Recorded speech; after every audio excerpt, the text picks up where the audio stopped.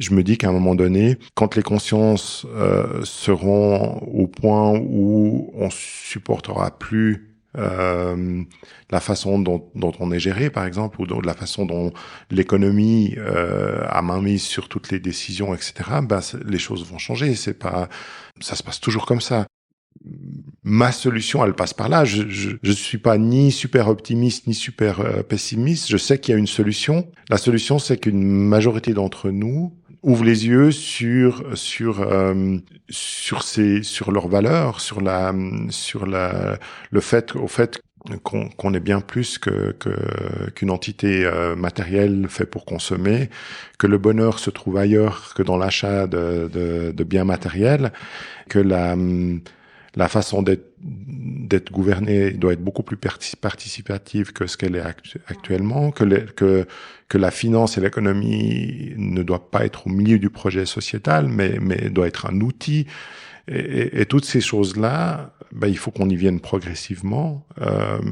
Et c'est que, de toute façon, c'est un travail gigantesque qu'on doit tous faire, que l'humanité doit entreprendre, et on sera jamais assez à y participer.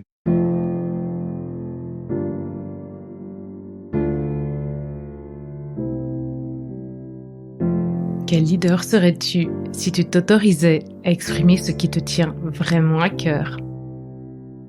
Quelle entreprise dirigerais-tu si sa raison d'être était alignée à celle d'un monde où l'écologie intérieure est aussi importante que l'écologie extérieure? Bienvenue dans Vivre son cœur business, le podcast qui t'aide à remettre du cœur, du sens et de la joie dans ta vie de leader. Je m'appelle Valérie Demont, j'accompagne les chefs d'entreprise d'aujourd'hui à inspirer et transformer le monde de demain. Je les reconnecte à leur identité profonde pour qu'ils l'incarnent dans leur personal branding, leur management et leur marketing. Dans ce podcast, tu trouveras des épisodes solo ou des interviews de leaders éclairés et inspirants en alignement parfait avec leur corps, leur cœur et leur esprit.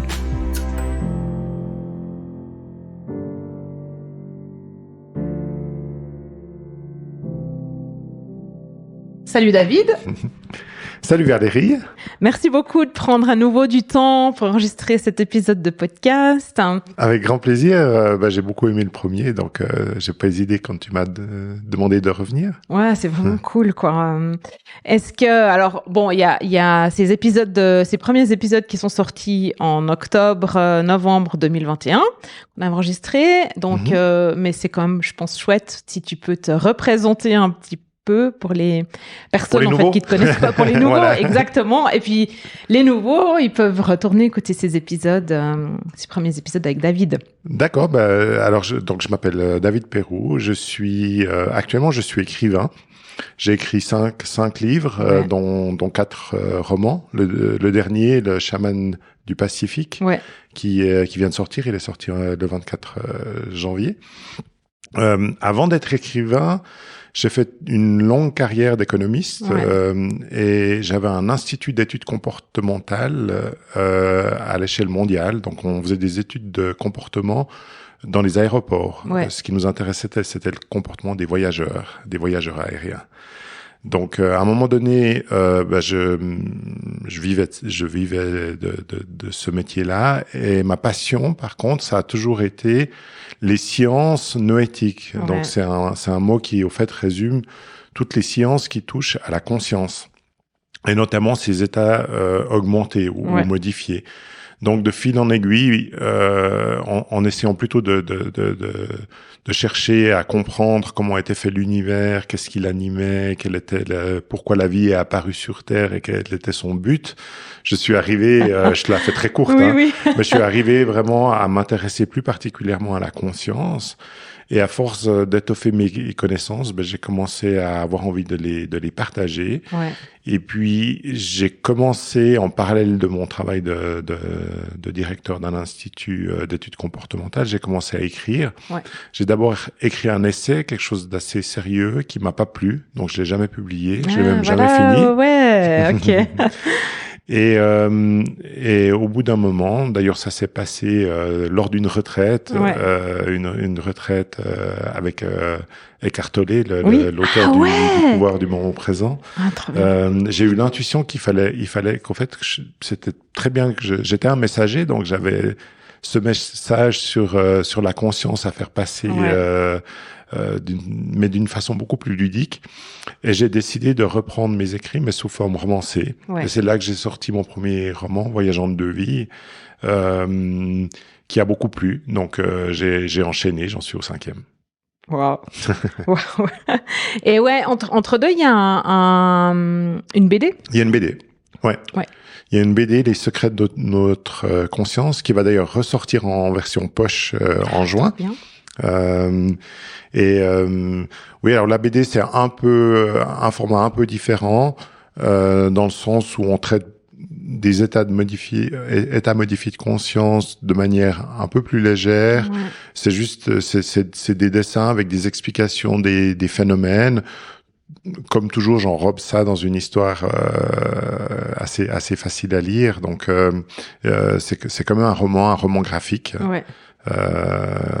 Donc voilà, mais c'est vrai que il y a cette BD et puis les autres, c'est quatre romans, des romans quand même assez épais qui font tous plus de 350 pages. Donc donc on embarque dans des histoires mais qui se lisent mais hyper facilement. Enfin moi je suis embarquée dedans, je peux plus m'arrêter quoi. Je les lis vite en fait parce que pendant 2-3 jours, je suis dedans à fond quoi. Et c'est addictif quoi, c'est comme une série. Pour moi, c'est vraiment comme une série Netflix, tu vois, c'est chaque fin de chapitre, tu dis attends non mais je peux pas, il faut que je continue quoi. Et puis ce que j'aime beaucoup en fait dans ta manière d'écrire, c'est que les chapitres ils sont courts. Voilà, je fais des chapitres courts et effectivement, en fait, mon but c'est vraiment de partager ce que j'ai appris sur la conscience, parce qu'en fait la conscience humaine est fantastique, elle est limitée. On pourrait écrire un livre de science-fiction qu'on n'arriverait même pas à décrire toutes nos capacités qu'on a en nous, on le sait juste pas. Donc pour moi, l'idée, c'est vraiment de faire partager ces informations que j'ai découvertes de manière assez scientifique, donc à travers des recherches pénibles à lire. Ça, je l'ai fait, et puis j'ai pas envie de l'imposer au lecteur. Donc moi, je retranscris ça, mais vraiment sous forme d'histoire, et je veux que l'histoire soit intéressante, quoi, qu'on n'ait pas envie de poser de livre. Sinon, quel est le but de le faire sous forme d'histoire? Ouais. Et puis, combien de temps depuis combien de temps, en fait, t'étudies ou t'es passionné par tout ce qui est, on va dire, les sciences noétiques, la conscience? Ça fait plus de 20 ans. Ah ouais. Ouais, donc t'as commencé fin 90, quoi, début 2000, quoi. Ouais. Et c'est pour ça, au fait, que souvent les gens qui lisent mes livres me disent, notamment les chroniqueurs professionnels me disent, c'est incroyable, j'ai rarement vu un livre aussi bien documenté. Ouais. J'ai dit attention, c'est pas que je me suis super bien documenté pour le livre, c'est ma passion, c'est la recherche d'une vie. Ouais. Et puis j'en ai fait des livres. Donc c'est souvent l'inverse de ce que fait l'écrivain. L'écrivain se documente sur le sujet dont il fait le roman. Ouais. Et souvent au début il sait pas grand chose, tandis que moi je fais des romans par rapport à une connaissance profonde que j'ai déjà. Ouais. Et qu'est-ce qui t'a amené en fait la toute première fois en fait à te pencher sur ce thème, quoi? Mais j'ai toujours, je crois que déjà enfant et même adolescent, j'arrivais pas à lever les yeux au ciel et à regarder les étoiles en me demandant qu'est-ce que c'est. Donc après j'ai appris que c'était des soleils, et j'ai appris qu'il y en avait, que dans notre galaxie il y avait plus d'1 million d'étoiles, donc 1 million de soleils comme le nôtre, qu'il y avait un milliard, qu'il y avait plus d'1 milliard de galaxies qu'il existait dans l'univers. Enfin on le soupçonne, et que en conséquence en fait ce qu'on voit en regardant le ciel, c'est une toute petite partie du réel. Et puis j'ai toujours eu un esprit très curieux, donc je me suis dit mais qu'est-ce qu'il y a d'autre? Comment tout ça s'est né? Dans quel but? Donc c'est vraiment par curiosité au fait qu'est-ce que la vie, qu'est-ce que l'univers, pourquoi on est là, qui on est, est-ce qu'on est qu'un corps physique ou est-ce qu'on est plus que ça? C'est toutes ces questions un peu d'un côté métaphysique, mais d'un autre côté existentiel, qui m'ont amené qui ont été le déclencheur sur ces recherches. Et puis après, je suis quelqu'un d'assez passionné, donc dès le moment où je me suis mis à chercher, j'ai trouvé des réponses qui m'ont vraiment intéressé et qui m'ont amené à aller plus loin, et de fil en aiguille, j'ai fait plus de 25 ans de recherche, ce qui fait que je suis maintenant quand même, malgré que ce soit pas mon métier, que je suis pas un chercheur qui publie, etc., ça fait de moi un spécialiste de la conscience, mais vraiment par passion et par intérêt, et aussi parce que je me demandais finalement à quoi sert notre existence. Est-ce qu'on est juste là pour avoir un free ride et puis s'amuser, ou est-ce qu'il y a un but quand on a des difficultés dans la vie? Est-ce que c'est juste pour nous emmerder, ou on a le droit de dire des gros mots dans ton podcast? Ouais, tu peux dire des gros mots. D'ailleurs, je vais même pas couper le bout là. Tu vois. C'est pur. Tu sais, on discutait tout à l'heure d'authenticité. Voilà, donc exactement. tu peux jurer tout ce que tu veux. D'ailleurs, je me suis fait reprendre sur le fait que je dis le mot qui commence par PU, tu vois. Ouais, d'accord, très souvent. Donc voilà. Donc je suis en dessous encore ça. Donc, effectivement, donc quand on a des difficultés dans notre vie, est-ce que c'est juste pas de bol? Est-ce que c'est juste pour nous ennuyer, ou est-ce que vraiment il y a des messages à comprendre, il y a des on veut nous guider vers quelque chose. Donc pour moi ça m'est apparu très vite compliqué de vivre sa vie si on comprend pas un peu plus que ce qu'on veut bien nous apprendre à l'école ou nous montrer dans les livres de sciences. Et du coup, je me suis vite rendu compte que l'être humain était beaucoup plus complexe que ce qu'il y paraît, et que de comprendre cette complexité, ça nous aide beaucoup dans notre vie, dans les décisions qu'on doit prendre, dans la façon dont on doit la mener, et que voilà, maintenant je pourrais plus vivre sans avoir cette clarté sur les buts de l'existence. Ouais. Et alors, tu dirais qu'on est là pour quoi?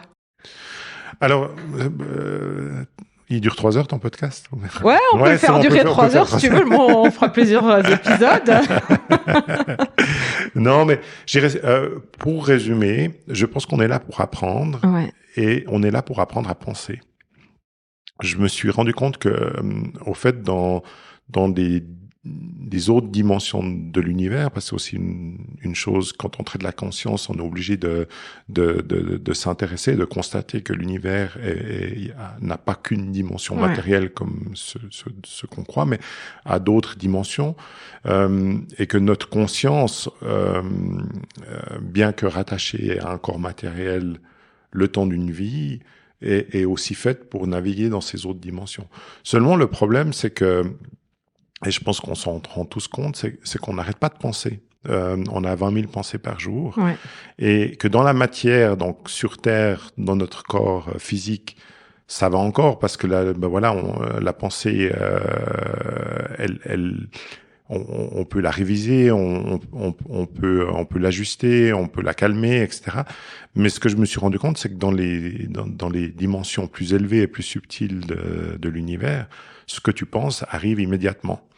Donc, si tu arrives là-bas avec 20 000 pensées par jour, dont les 3/4 qui sont tout et n'importe quoi, on va mettre un sacré Bronx. Donc, je pense que on est vraiment là pour apprendre à penser juste. La pensée juste, la parole juste, c'est quelque chose qu'on peut. On est dans le terrain d'entraînement. Ici, on peut s'entraîner dans les dimensions plus élevées où on aspire à aller. Il faut savoir penser, sinon on est mal barré. Ok, moi je vais pas poser plus de questions, mais du coup, là-dessus, parce que sinon on va dévier complètement. Mais c'est dangereux. C'est très dangereux, parce que du coup je me fais embarquer et j'ai 10 000 questions encore à me poser, mais je pense qu'on pourra faire d'autres choses ensemble. Voilà. Du coup, toi tu traites en fait de ces autres dimensions, de ces autres univers dans tes romans, et donc dans Le Chaman du Pacifique, tu traites aussi d'un autre univers qui est le côté artificiel, en fait. Et Pourquoi tu as choisi ce côté intelligence artificielle? Ben, c'est vrai que dans mon dernier roman, j'ai choisi, et ça a surpris beaucoup de monde, de mettre en parallèle, au fait, tout ce que j'ai appris sur la conscience avec l'intelligence artificielle. C'est né d'une conversation que j'ai eue avec des spécialistes de l'intelligence artificielle qui m'affirmaient au fait que l'intelligence artificielle avait beaucoup plus de potentialité que l'intelligence humaine. Donc à un moment donné, l'humain ne serait plus l'intelligence numéro 1 sur Terre. Pour autant qu'il le soit, hein, parce que je pense que voilà, il y a peut-être des formes d'intelligence qu'on n'a pas compris et qui sont très puissantes dans la nature, mais disons, raisonnant comme raisonnent ceux qui programment ces intelligences artificielles, eux partent du principe que dans un horizon assez court, 5-10 ans, la machine sera plus intelligente que l'humain. Et moi, ça m'a un peu intrigué parce que je me suis dit, mais de quelle intelligence parle-t-on? Si c'est l'intelligence de mémoire, on est déjà dépassé, parce que les ordinateurs ont une capacité de mémoire bien plus élevée que la nôtre. En tout cas, la mémoire à court terme, je veux dire, il suffit de googler tout et n'importe quoi, on le trouve tout de suite. Après, si on parle de l'intelligence pratique, ça, je veux bien imaginer.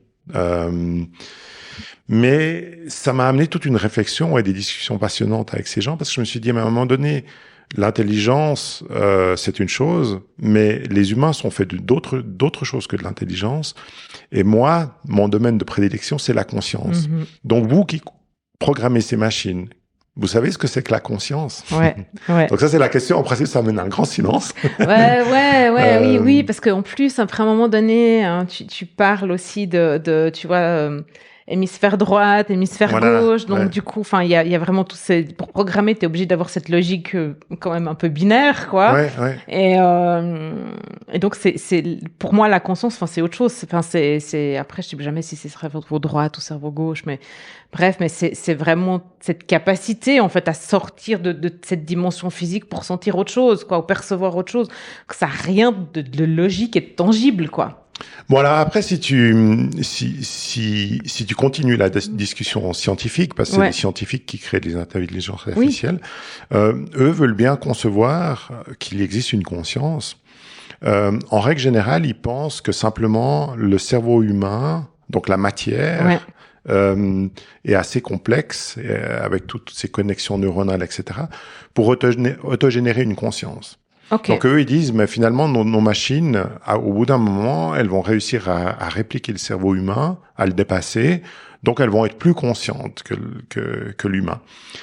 Alors moi, là, à quoi je réponds, il me semble qu'il y a, en tout cas en science, on parle de deux problèmes de la conscience. Le petit problème de la conscience, qui est justement ceci, la conscience autogénérée par le cerveau, et le grand problème de la conscience, qui serait au fait une autre conscience, beaucoup plus large, beaucoup plus universelle, dont le cerveau humain ne serait qu'un récepteur.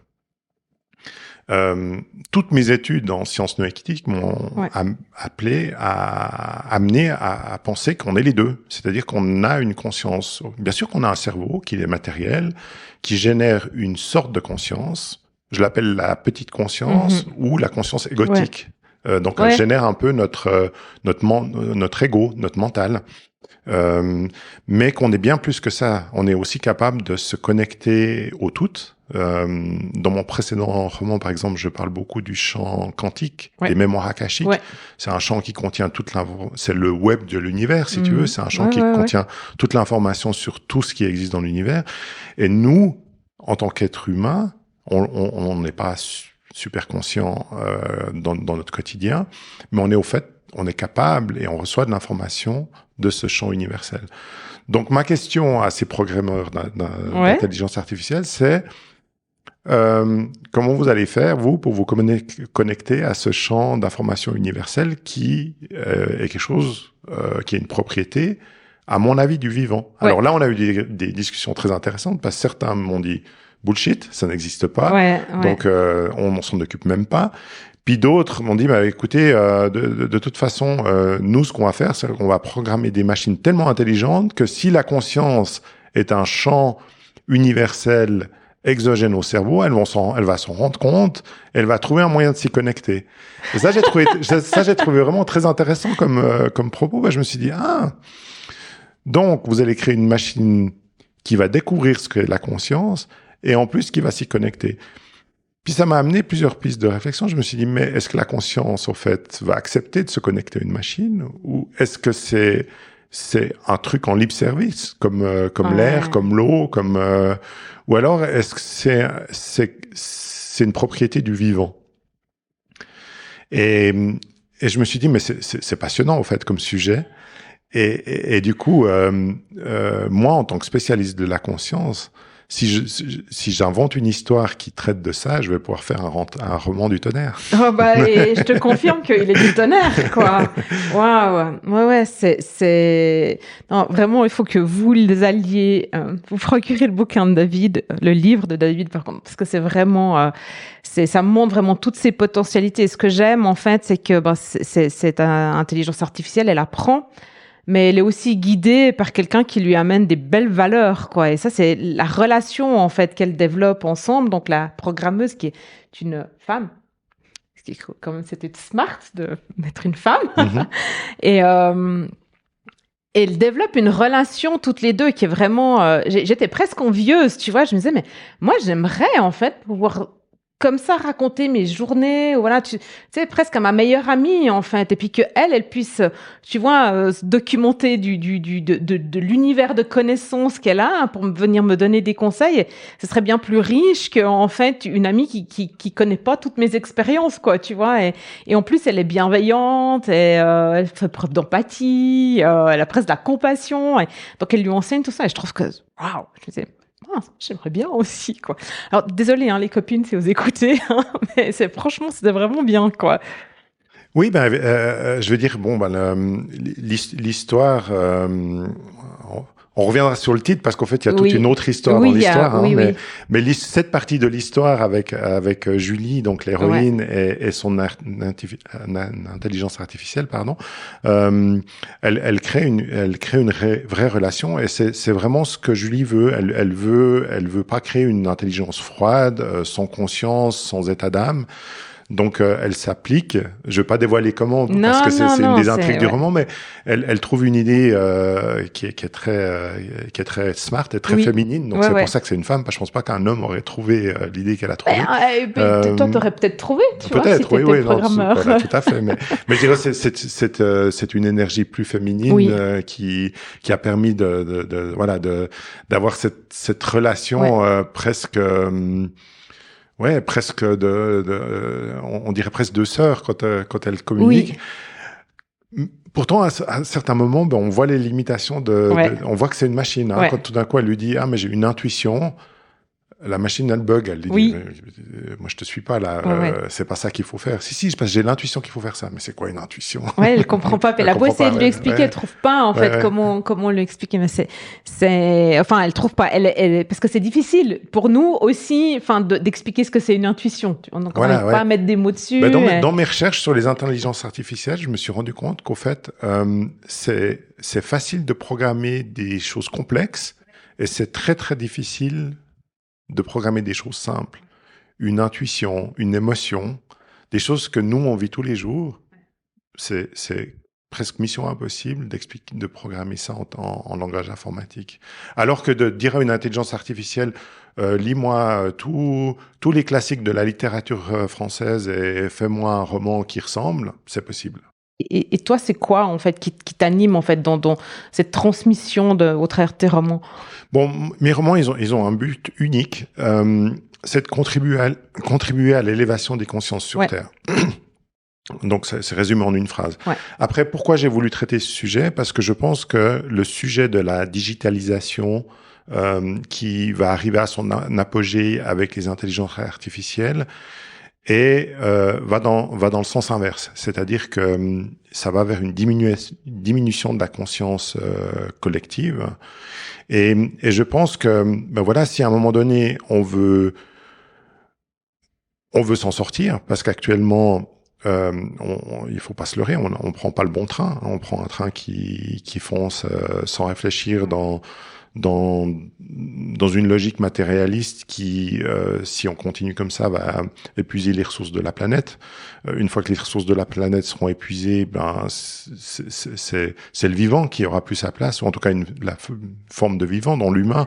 Je veux dire, si on épuise les ressources comme l'eau, l'air, la Terre, je pense qu'elle va aller très bien. Je traite ça dans mon roman précédent où je montre une civilisation peut s'éteindre par excès égotique, par excès technologique, par manque de réflexion et de conscience, et puis repartir. La Terre, une fois qu'il y aura plus l'humain dessus, elle va se régénérer, même s'il lui faut 100 millions d'années, c'est rien sur son histoire. Bah, ça lui est déjà arrivé. Ça lui est déjà arrivé, je pense. Ouais. En tout cas,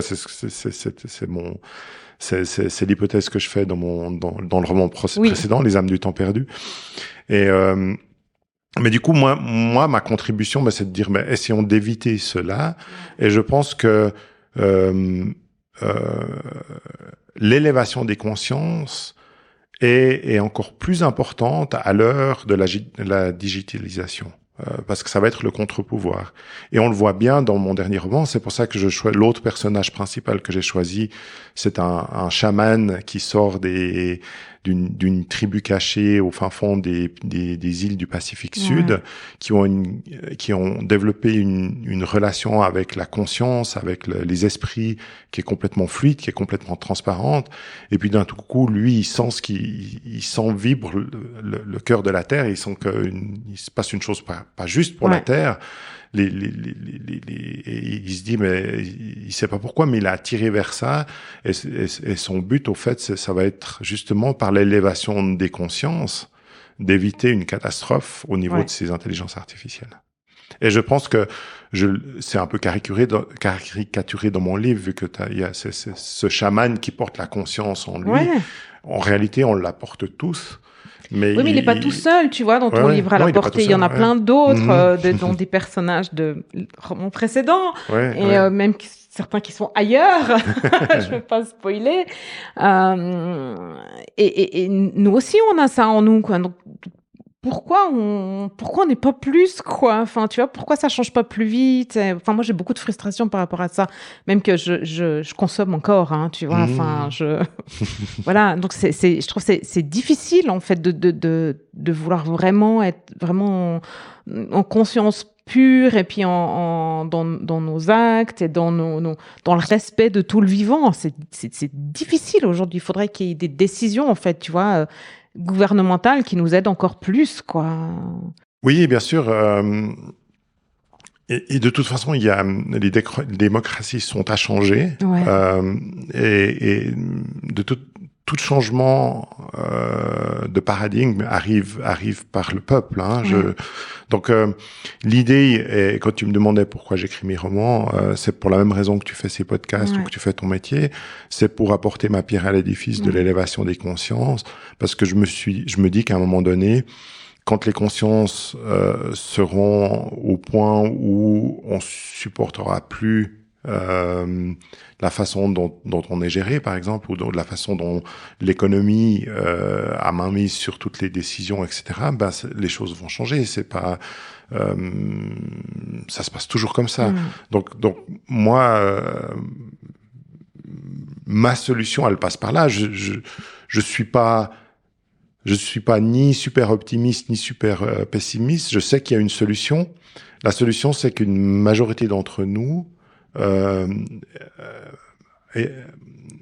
ouvre les yeux sur leurs valeurs, le fait qu'on est bien plus qu'une entité matérielle faite pour consommer, que le bonheur se trouve ailleurs que dans l'achat de biens matériels, et que la façon d'être gouvernée doit être beaucoup plus participative que ce qu'elle est actuellement, que la finance et l'économie ne doivent pas être au milieu du projet sociétal, mais doit être un outil. Et toutes ces choses-là, il faut qu'on y vienne progressivement. Et c'est que finalement, Si par mes livres, alors j'ai la chance qu'ils soient lus par plusieurs milliers de personnes. Donc si parmi ces milliers de personnes, il y en a quelques centaines qui changent quelque chose à leur façon de penser, je me dis voilà, j'ai apporté ma pierre à l'édifice. Il y en a d'autres, il y en a qui font des films, il y a des gens comme on parlait d'Eckhart qui lui fait des retraites et qui touche des centaines de milliers de personnes. Donc lui c'est un super élévateur des consciences de toute façon, c'est un travail gigantesque qu'on doit tous faire, que l'humanité doit entreprendre, et on sera jamais assez à y participer. Donc voilà le but de tout ça. Ouais, c'est beau, merci. Et l'économiste en toi, tu vois, et puis je pense que tu as encore des amis qui sont actifs, enfin, tu vois, vraiment dans ce milieu d'économie, parce que toi, tu viens de là, avant de te mettre à écrire, malgré ta passion. Et ton métier actuel, l'économiste en toi et tes amis, tout ça, comment ça se passe en fait? Comment ils voient les choses? Est-ce qu'ils comprennent? Est-ce ils sentent bien qu'on est arrivé, tu vois, à un point? Moi, j'ai l'impression qu'on est en rupture, quoi, que ça peut plus fonctionner. On essaye quand même de faire durer un truc qui marche plus. Alors, ça dépend avec qui je parle. J'aurais tendance à dire que même au cœur de l'économie, les consciences changent, mais il y a toujours le danger de s'entourer de gens qui pensent la même chose que nous. Donc peut-être que ma vision est biaisée. Mais c'est vrai que par exemple j'ai des discussions passionnantes avec mon banquier qui lit mes livres et qui me dit franchement ce que tu dis, ce que tu proposes, c'est génial, on devrait tous aller vers cela. Donc je pense qu'à un moment donné les choses vont devoir changer et elles peuvent changer de deux façons. On a vu avec le Covid que tout d'un coup les choses changent dans l'urgence. Et ça, c'est jamais bon, hein. Non.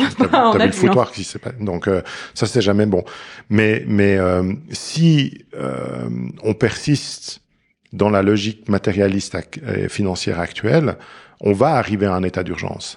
On va arriver à des catastrophes naturelles, à des pénuries qui vont faire que tout d'un coup, des gouvernements qui sont peu conscients vont devoir prendre des décisions dans l'urgence. Il va se passer ce qui s'est passé pour le Covid fois 1000, c'est pas souhaitable.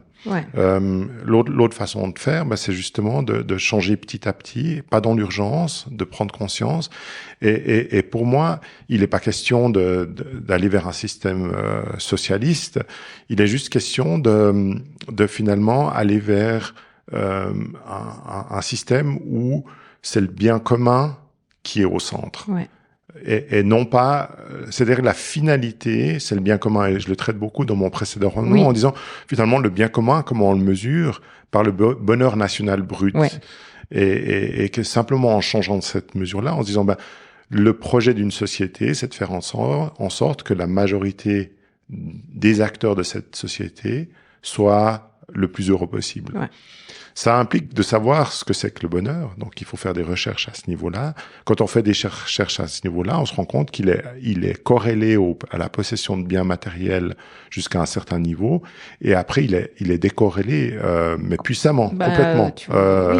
Quand il y a un niveau de biens qui empêche le bonheur. Il faut le minimum vital, en fait, pour bien vivre, avoir un peu de loisirs, et confortable. Puis après, en fait, moi, j'avais expérimenté ça chez Orange, tu vois, quand j'ai une petite trentaine d'années, super salaire, mais une insatisfaction complète dans mon job. Et là, je me suis dit, mais en fait, tu pourrais me payer encore plus que je resterai pas parce que je suis pas heureuse, quoi. Et là, je me suis dit, en fait, là, il y a vraiment une limite, en fait, à ce que le matériel, et puis après, t'es pas heureux, donc tu rentres dans une espèce de logique de consommation, donc tu dépenses ton argent pour consommer, pour te remplir, et ça dure des fractions de secondes, quoi. Mais si tu veux, c'est une des grandes forces du marketing et de la publicité d'après-guerre, c'est d'avoir réussi à vendre le fait que la possession de biens matériels rendait heureux. Et je pense qu'on est en train de sortir de cette illusion-là. gentiment, parce qu'on se rend bien compte que finalement, s'acheter une nouvelle voiture, quand l'ancienne va encore très bien, ça nous rend heureux, quoi. Oui, on est fiers, on est heureux, mais quoi, 1 semaine, 2 semaines? Ouais, c'est ça. Jusqu'à ce que tu griffes les jantes. Voilà, exactement. Alors qu'avoir une hygiène de vie où on va se promener dans la nature, où on est connecté, où on prend du temps pour soi, où on prend du temps pour ses enfants, sa famille, où on fait un peu de sport, où on s'accorde entre 10 et 30 minutes par jour, où on essaie d'arrêter nos pensées. Enfin, ça nous apporte un autre type de bonheur qui, c'est pas une flamme comme une flamme d'allumette qui s'allume et qui s'éteint. C'est un feu follet qui est là en permanence. C'est une joie qui est là en permanence. Et quand on commence à goûter à ça, on se dit, ah, mais finalement, voilà, c'est la réponse. Et du coup, oui, je dois être à l'aise financièrement, mais pas au détriment d'autres piliers du bonheur que sont le temps libre, que sont la pleine conscience, que sont sa famille, l'amour en fait, que tu peux vivre avec les gens, quoi. Et l'amour, le don de soi. Quand on fait, de nouveau, on pourrait pas passer des heures à parler de ça, mais quand on regarde les études qui ont été faites sur le bonheur et qu'on voit la liste de ce qui apporte le bonheur, c'est principalement des choses immatérielles. Oui. C'est justement être aimé, donner, faire du bien autour de soi. C'est incomparablement plus élevé que l'achat d'une nouvelle voiture, que l'achat d'un collier, d'un diamant ou d'une montre. Et puis quand tu vois les gens qui tu sais qui sont interrogés en fin de vie, en fait, c'est ce qu'ils ont comme regret, en fait, c'est du temps qu'ils n'ont pas passé avec les gens qu'ils aimaient, quoi. Sûr, donc là tu te dis merde. Mais tu vois ça il y a une grosse puissance marketing qui est née dans les années 60-70 et qui n'a cessé de se sophistiquer. Mais je pense qu'elle a atteint ses limites. Et quand je parle d'élévation des consciences, je parle de ça. Je parle de se dire de regarder tout ça avec un peu de recul, puis se dire mais finalement oui, on nous bassine avec ces beaux corps, ces belles images, ces rêves d'une vie parfaite, mais en fait, tout ce qu'on veut derrière, c'est nous vendre quelque chose dont on n'a pas besoin. Donc, prenons un peu de recul et se disons, mais qu'est-ce qu'on a réellement besoin? Alors oui, on a besoin de choses. Moi, je suis un skieur émérite. Ça me rend heureux de faire des descentes à ski. J'ai besoin de mon matériel, donc je vais dépenser de l'argent pour ça. Mais je vais pas non plus, je vais pas non plus exagérer. Une fois que j'ai ce qu'il me faut, j'ai ce qu'il me faut. Ouais. Donc, mon propos, c'est pas de sortir complètement du système économique. Je vais pas commencer à aller pas vivre en autarcie, d'amour et d'eau fraîche, quoi. Et faire mes skis moi-même. C'est pas ça, mais c'est de bien se connaître et de savoir quels sont nos besoins réels et pas il y a pas besoin d'aller au-delà. Ouais. Et on a beaucoup parlé de ça dans l'épisode précédent. En fait, on a parlé du bonheur national brut, du bonheur intérieur brut. Et dans celui-ci de roman, tu t'amènes un nouveau système démocratique. Il me semble pas que t'as parlé de ça dans les précédents. Alors, je l'ai raté. Est-ce que tu peux dire 2 mots là ou c'est spoilé? Non, c'est pas spoilé. En fait, c'est une idée que j'ai découverte dans le film Demain, qui est un très beau film. Et il y avait un petit reportage dans ce film, mais c'est celui qui m'a le plus touché. Il y avait plein de beaux sujets. Ce film prône ce que je prône dans mes livres.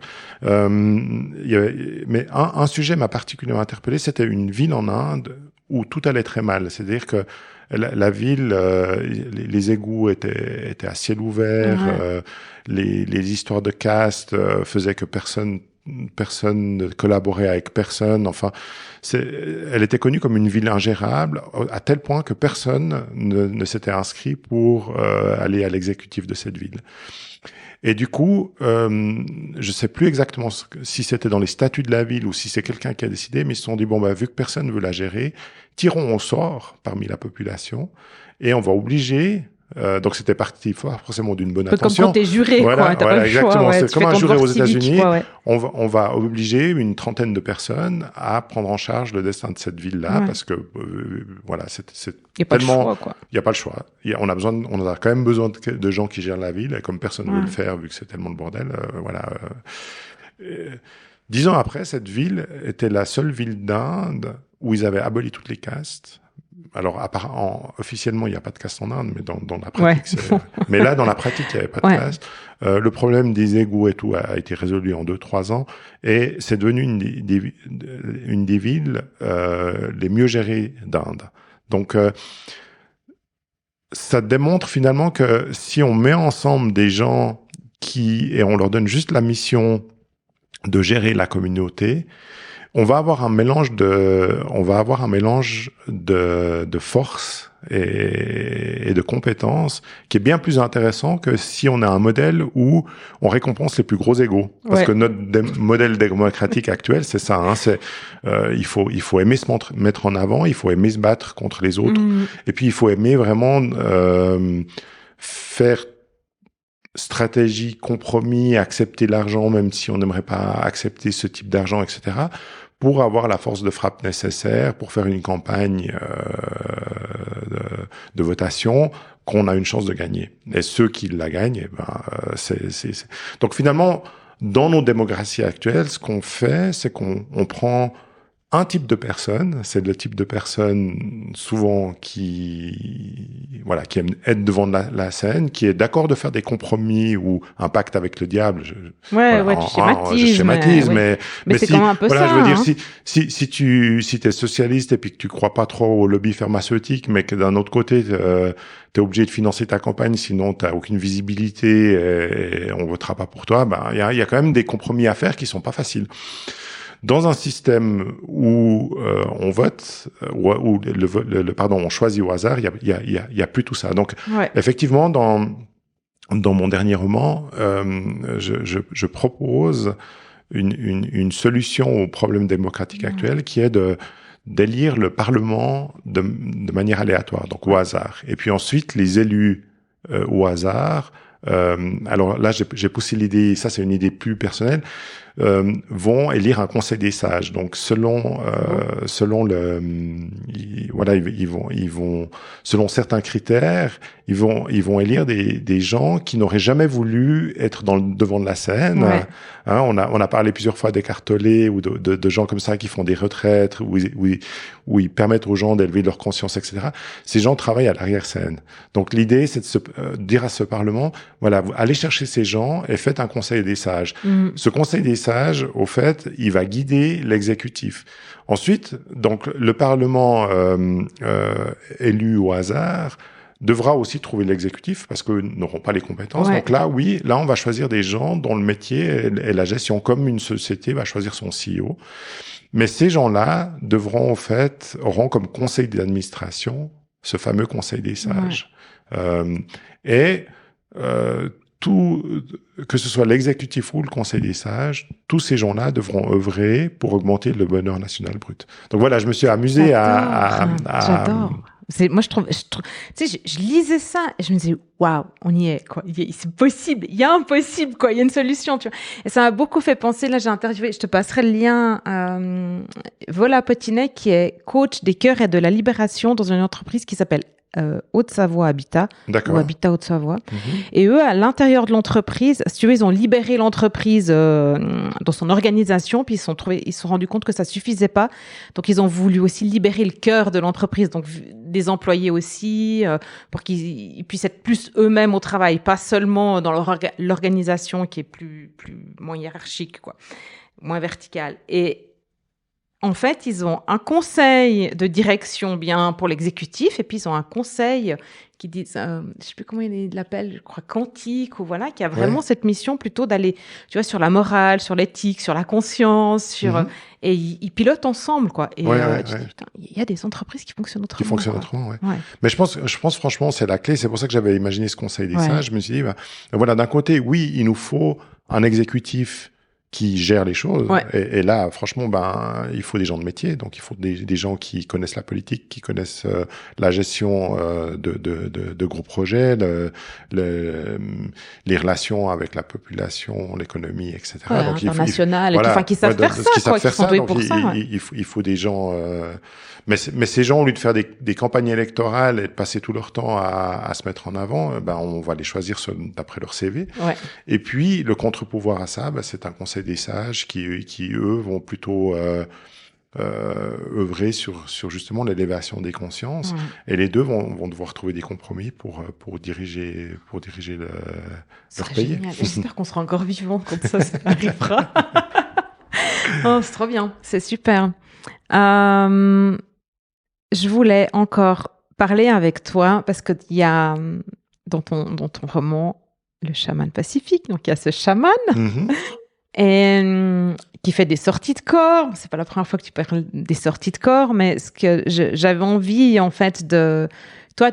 T'as expérimenté les sorties de corps? T'as déjà fait ça? Ou c'est juste que t'as ressenti, lu, documenté? Parce que c'est tellement bien décrit qu'on dirait que tu as expérimenté toi, quoi. Ouais. Alors, c'est vrai que je vais répondre à ta question. Juste une petite précision. C'est vrai que ce chaman fait des sorties de corps. Au début, il les fait que pour naviguer. Oui. Et ça, c'est au fait, j'ai retrouvé des traces en me documentant.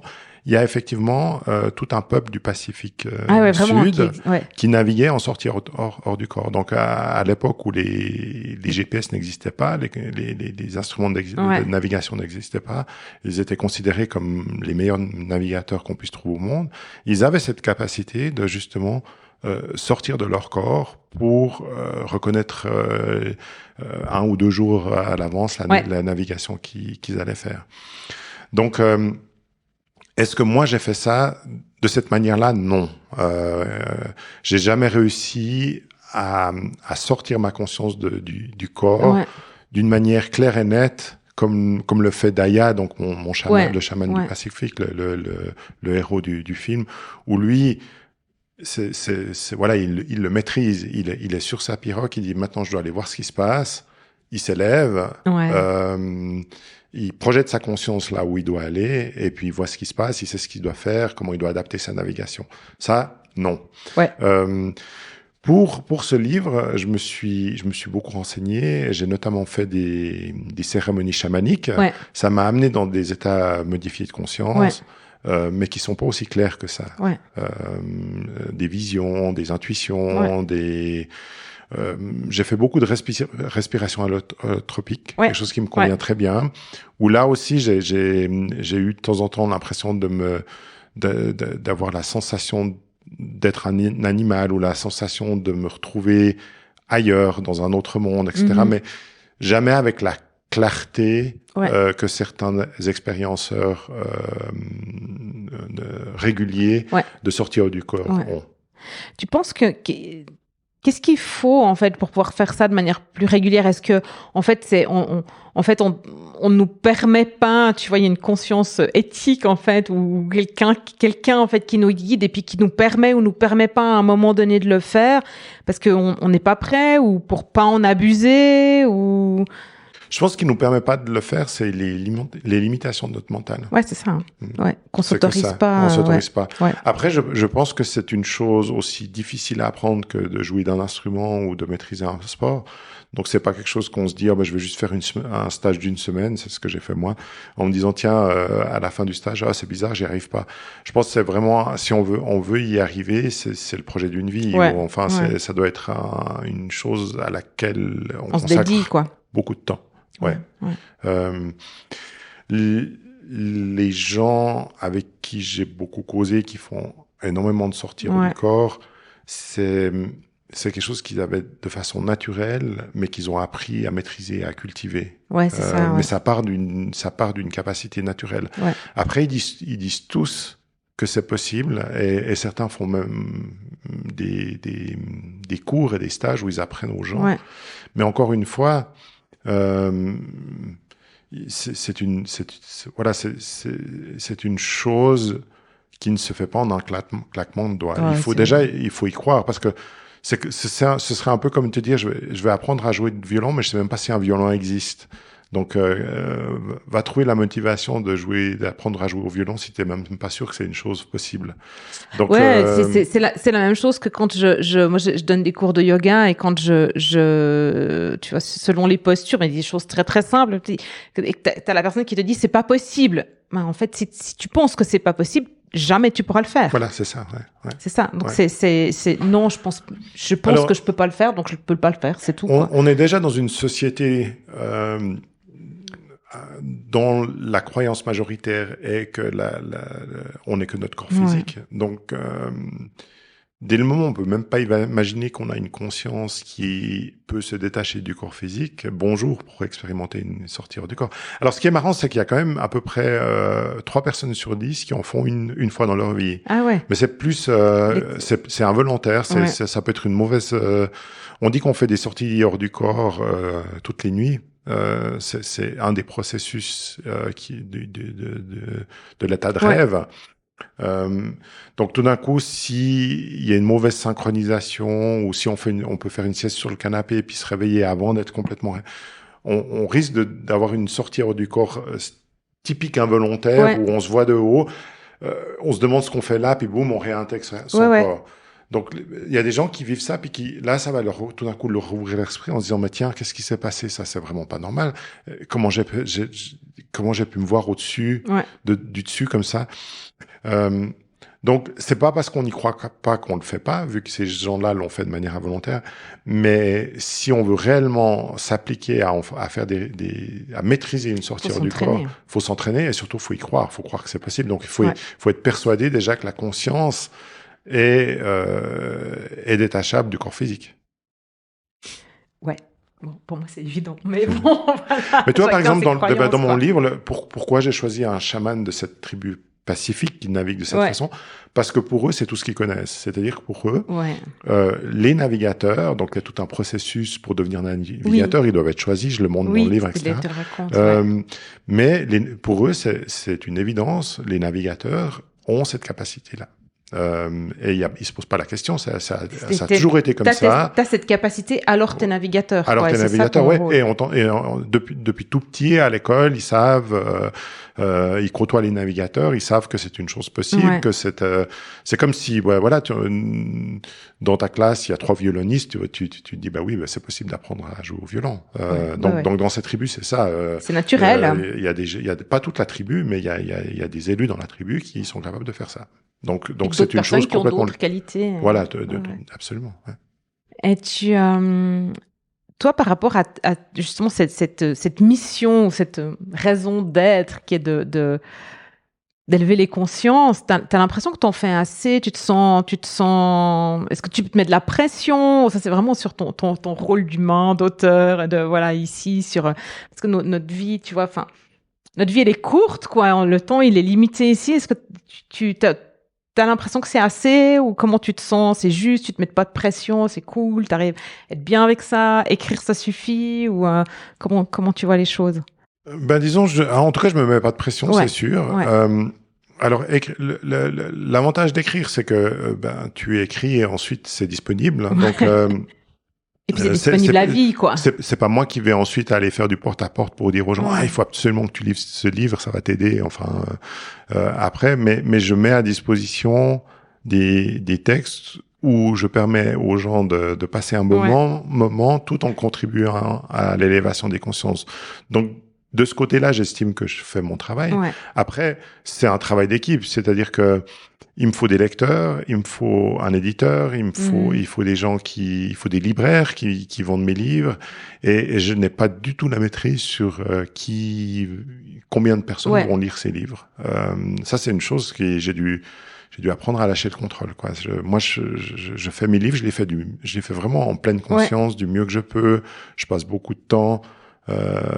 Chaque phrase est relue une dizaine de fois, pour être sûr qu'elle ait la bonne tournure. Après, je passe des jours et des jours à choisir la couverture, la 4e de couverture, enfin, pour donner envie, pour attirer les gens, pour se dire, ben voilà, sentez ce qu'il y a dans ce livre, quoi. Tu mets toute ton âme, je mets toute mon âme dedans. Ton cœur, Puis après, à un moment donné, je mets encore toute mon âme pour faire des choses comme on fait maintenant, c'est-à-dire en parler, donner aux gens envie de le lire. Puis après, j'ai l'impression que de toute façon, c'est hors de mon contrôle. C'est-à-dire, je sais pas ce qui fait qu'un livre, tout d'un coup, il explose et tout le monde en parle et tout le monde les lit, alors que d'autres qui ont probablement tout autant de mérite, si ce n'est plus, restent assez confidentiels.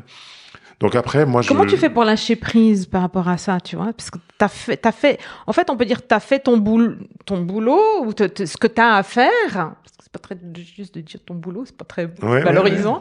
T'as fait ce que t'as à faire avec tout ton cœur, et après, c'est quoi? C'est à l'univers qui fait le reste, quoi. Enfin, tu vois, ou alors après, il y a une équipe derrière, on est d'accord, hein, chacun met son cœur dedans, mais comment tu fais pour lâcher prise et avoir confiance, tu vois, sans te dire, il faut que ça marche. Ouais, mais en fait, t'as pas tellement le choix. Si tu regardes, si tu regardes les chiffres, si tu te dis, t'écoutes tous les problèmes de distribution, le fait que la plupart des librairies appartiennent à des grands groupes qui ont leur propre maison d'édition, qui vont mettre en avant les livres qui leur rapportent le plus plutôt que les livres qui ont des messages les plus puissants, etc. Tu te dis, mais finalement, les dés sont déjà pipés d'avance, Finalement, t'écris pas, quoi. Donc, t'écris pas, tu le fais pas. Ouais. Alors, l'autre façon de faire, c'est d'aller dans la confiance, puis de se dire, même si les grandes enseignes comme la Fnac ne vont pas faire un mur avec mes livres parce que c'est pas dans leur intérêt économique direct. Si les gens veulent entendre ce genre de message, veulent lire ce genre d'histoire, à un moment donné, ils vont demander des livres et les libraires vont en recommander parce que dès le moment où même s'ils ont choisi d'en prendre 10 et pas de faire un mur comme on fait avec Je me souviens la fois où j'ai sorti mon premier livre, je suis allé voir à la Fnac à Lausanne, il y avait 2 de mes livres et puis il y avait un mur complet. C'était un livre d'une prostituée qui accusait Donald Trump de l'avoir maltraité, ou je sais plus, elle s'appelle Stormy Daniel, ou je sais pas quoi. Il y avait un mur complet. On voyait que ça. Et puis moi, un livre sur l'ouverture des consciences, etc. Il y en avait 2 qu'il fallait chercher en rayon. Mais bon, voilà, c'est nouveau. Moi, j'ai foi en l'ouverture des consciences, et je pense que à un moment donné, c'est les gens qui choisissent ce qu'ils veulent lire, et moi, je mets à disposition. Après, je fais vraiment mon maximum, et une fois que j'ai fait mon maximum, je suis bien avec moi-même, parce que je me dis c'est pas moi. De toute façon, je vais pas aller tordre le bras du directeur commercial de la Fnac. Donc, à un moment donné, si le livre se vend, ils vont se dire tiens, Pérou, c'est économiquement viable de le mettre en avant. Sinon, voilà, ton livre, il passe, il est au fond du rayon. Ouais, et puis tu fais confiance au bouche à oreille, puis au lecteur qui va aller le chercher, quoi, parce qu'il a lu les précédents, voilà, et puis qu'on lui en parle. Ouais, et puis surtout, là où je fais vraiment confiance, c'est, en principe, et je pense que c'est comme ça que j'ai réussi dans ce métier, c'est que une personne qui a lu un de mes livres a vraiment de fortes probabilités de le recommander à plusieurs autres personnes. Oui, donc tes livres, enfin, je pense que tu peux vraiment faire confiance au lecteur pour qu'il le recommande. Puis en plus, on voit, tu sais, dans les commentaires sur Instagram, tu vois, en fait, ils ont hâte, en fait, de l'avoir dans les mains, quoi. Ouais, voilà, moi, c'est vrai que c'est comme ça que ça fonctionne. Et c'est vrai que c'est plus facile. Après, je te dis, je suis confiant. C'est plus facile d'être confiant au 5e qu'au premier. Au premier, c'était. Bien sûr. Puis De toute façon, on est dans un monde où il y a beaucoup de contenu. Donc, pour sortir du lot, il faut vraiment faire du bon travail. Et il faut remettre l'ouvrage sur le métier. Mais c'est vrai que là, on se parle à la sortie du 5e et comme tous les autres ont quand même très bien marché, je suis assez confiant. Ouais, puis bon, là, avec la couverture que t'as, elle est belle, choisie, hein? Elle est magnifique, ouais. En plus, il y a du doré et tout, non, et puis ses couleurs, enfin, bref, je spoil pas. Voilà, il faut, j'ai un auditeur génial, et puis quand ils ont lu, quand la directrice éditoriale, a lu le texte, elle m'a dit, là, on met le paquet. Donc, ils ont décidé de faire une magnifique couverture et de mettre une dorure dessus. Oui. Enfin, donc, ça tape. Ouais, je pense qu'on voit aussi sur ce que tu partages et tous les photos que vous avez ensemble avec elle et tout ça, il y a vraiment, on voit qu'il y a une forme de complicité, en fait, ou de soutien, je sais pas comment on peut appeler, mais en tout cas, de l'extérieur, je me dis, waouh, c'est beau d'être soutenu comme ça, en fait, d'être accompagné comme ça par son éditeur. Oui, non, c'est très beau. J'ai beaucoup de chance. Et je les remercie, je la remercie. C'est une belle relation qu'on a créée. Que je pense que finalement on partage les valeurs qui sont véhiculées dans mes livres et que Charlène, la directrice éditoriale et toute l'équipe de Jouvence a la même mission de vie que moi. Oui, donc, c'est ça. On voit la ligne éditoriale de Jouvence en fait. Donc alors bon, eux évidemment ils font partie du groupe Albin Michel, ils sont quand même soumis à la logique économique, hein. Il faut qu'ils payent leur salaire, qu'ils remboursent leurs emprunts, etc. Donc, mais ils le font d'une manière ultra consciente et du coup mes histoires rentrent parfaitement dans leur philosophie. Ah, c'est génial. Qu'est-ce qu'on peut te souhaiter pour 2023 ? T'as envie de quoi ? Et qu'est-ce qu'on peut faire pour toi ? Là, tu vois, à la sortie d'un livre comme celui-ci, la seule envie que j'ai, c'est que il soit lu et relu par des centaines de milliers de gens. Donc oui, c'est ce qu'on peut me souhaiter finalement pour un auteur qui a passé plus d'une année tout seul derrière son bureau à écrire une histoire, si ensuite elle reçoit un gros accueil du public, ça te met en joie d'une façon incroyable. Ouais, je vois, c'est déjà en train de le vivre quand tu le racontes. C'est génial. Écoute, je croise les doigts moi aussi. Et de toute façon, l'univers est derrière toi parce que c'est la mission de l'univers aussi, tout ça, quoi. Donc, j'imagine, ouais. Merci beaucoup, David. Merci à toi. C'était un plaisir.